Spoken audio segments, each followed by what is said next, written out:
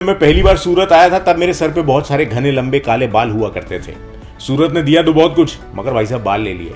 तो मैंने सोचा कि अगर ये बाल वापस लाने हैं तो क्यों ना वापस से सूरत चला जाए। और आपको बताऊं कि मैं सूरत अपने जीवन में, अपनी लाइफ में दोबारा आया हूं। सबसे पहले मैं 2008 में आई गेस यहाँ पर था, जब मेरे बड़े स्ट्रगल के दिन जो है वो चल रहे थे यहाँ पे। और उस टाइम बड़े काम की तलाश चल रही थी। बहुत कमाल का शहर, बहुत अच्छे लोग, बहुत प्यारे लोग। और 2009 के बाद मैं ऐसा बिजी हुआ कि दोबारा आना ही नहीं हुआ। कोविड के बाद से अचानक से मेरा क्राउन एरिया ये जो है एकदम से बहुत ज्यादा जाने लग गया। तो मुझे लगा भाई इसको कुछ ना कुछ करके रोकना पड़ेगा।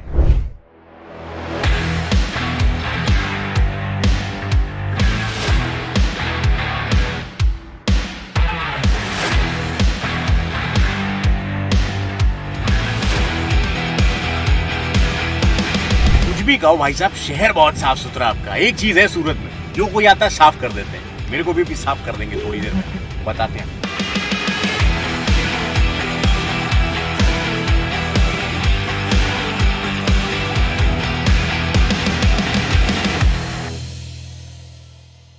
हेलो जी, नमस्कार। मेरा नाम है पूरब और यूट्यूब पे बहुत सारे कार प्रैंक करते हुए आपने देखा होगा। लेकिन अभी मैं कानपुर से निकल के पहुंच चुका हूं सूरत।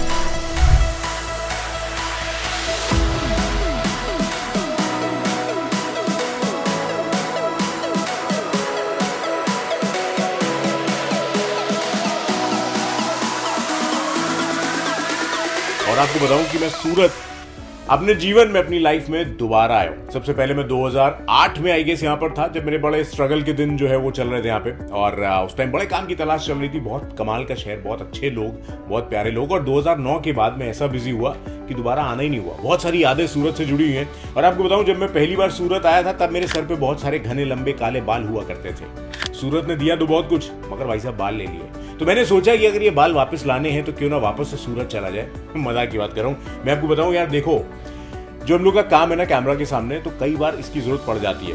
वैसे तो मैं सोच के बैठा था कोई फर्क नहीं पड़ता, ठीक है जैसा है भगवान की दया से सब अच्छा है। मगर कोविड के बाद से अचानक से मेरा क्राउन एरिया ये जो है एकदम से बहुत ज्यादा जाने लग गया। तो मुझे लगा भाई इसको कुछ ना कुछ करके रोकना पड़ेगा। तो बहुत सारी रिसर्च करी, बहुत सारे लोगों से बातचीत करी, बहुत सारे लोगों का फीडबैक लिया।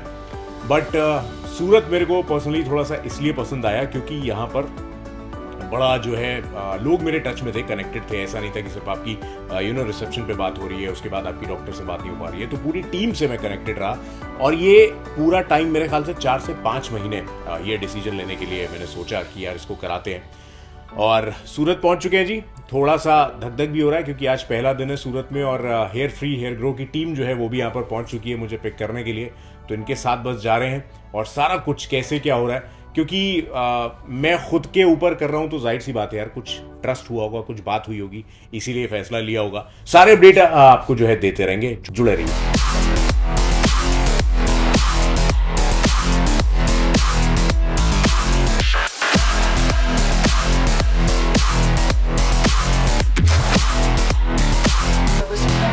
To beat you.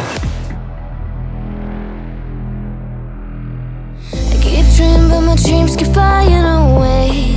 Somewhere far beyond, keep chasing them and I never rest for. So that is called mid frontal point. यहाँ से आपका मसल्स पॉइंट शुरू हो रहा है और आपका लास्ट हेयर जो है वो आपकी पुरानी यादें है यहाँ पे। अच्छा, ये जो हेयर था यहाँ पे आपकी हेयरलाइन स्टार्ट हो रही है। देखिए यहाँ पे एक सिंगल हेयर है, तो उससे शुरुआत होती है। और बेसिकली ये जो रेंज रहता है इसको इस तरीके से पूरा मिड फ्रंटल पॉइंट इसको काउंट किया जाता है। और यहाँ से इससे नीचे जाना बोले तो आपका जो मसल्स का पार्ट है ना, वहाँ पे मूवमेंट होने का इशू बढ़ जाएगा। अच्छा, तो दैट इज कॉल्ड आपका जॉ लाइन वी शेप में है। तो उस एंगल से पूरा वी शेप में पूरा क्रिएट किया। Rest for a day, there's something I don't do.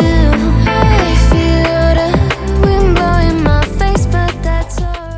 सो अभी तक की जो भी फॉर्मेलिटीज थी, जो भी पेपर वर्क, डॉक्यूमेंटेशंस और जो भी हेयर लाइन आप देख रहे होगे ये जो बनानी थी, इस पे भी जो डिसीजन होना था कि कैसी होनी चाहिए, नेचुरल लगे। और जहां तक हो सकता है पॉसिबिलिटीज यही रहती है कि भाई जैसे कि डॉक्टर ने मुझे बोला कि जो भी होगा वो नेचुरल लगे, ऐसा भी ना लगे कि बहुत ज्यादा चेहरा चेंज हो जाए या फिर आप बहुत ज्यादा कि सूट नहीं कर रहा है। तो उन सब चीजों के बाद फाइनली जो ये मार्किंग हुई है, इसके ऊपर अब हम लोग प्रोसीजर के लिए जा रहे हैं यहाँ से। और इसके बाद देखते हैं जी अंदर क्या होता है। घबराहट, टेंशन वेंशन कुछ नहीं है, सब बढ़िया है। अरे वो कहाँ गए जो बोल रहे थे मेरे बाल उग सकते हैं? इधर है क्या? अच्छा इधर है, चलो उनसे मिलते हैं, देखते हैं। रेडी है जी, all the best.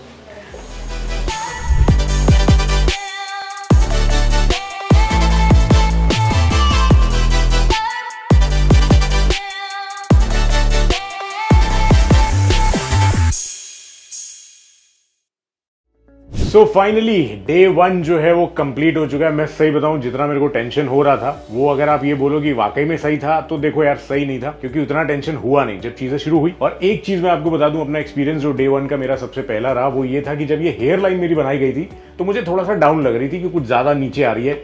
But thank God, touchwood, अच्छा हुआ कि मैंने अपनी एक्सपर्ट राय जो है यहाँ के एक्सपीरियंस डॉक्टर्स को नहीं दी, और जो वो निकल के आई है वो बिल्कुल परफेक्ट आई है, जो मेरे को चाहिए थी। अगर मैं शायद इसको थोड़ा सा और ऊपर करने को बोलता तो मुझे लगता है कि गड़बड़ कर दिया है। तो इसलिए मेरा ये मानना है कि जिस चीज में आप एक्सपर्ट नहीं हो वहां पे सामने वाले जो एक्सपर्ट है उनको बोलने देना चाहिए।